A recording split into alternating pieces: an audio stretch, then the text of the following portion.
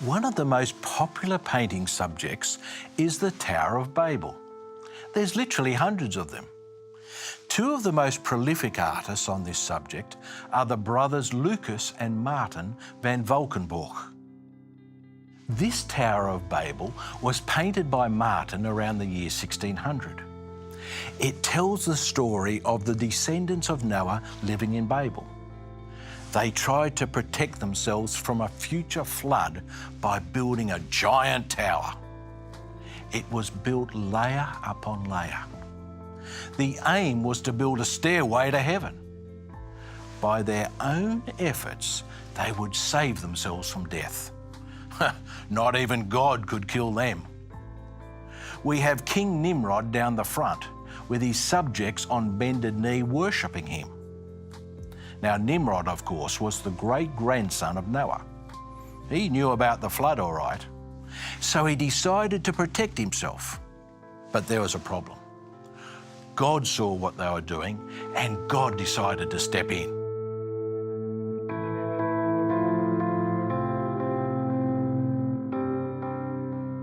The Bible says God confused their language and they couldn't understand each other.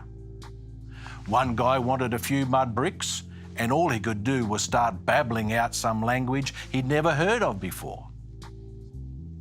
As you can see from this painting, the tower was never finished, and the people scattered to all parts of the earth.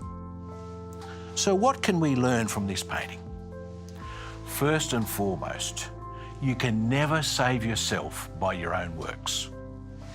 Instead of trusting God to save them from a future flood, they chose to build this tower so by their own works they could save themselves.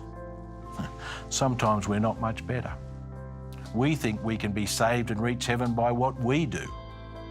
But the Bible says, "For it is by grace you have been saved, through faith.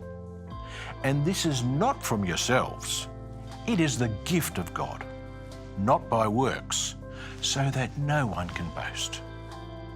As I look into this painting, I see the foolishness of man. I see the foolishness of myself.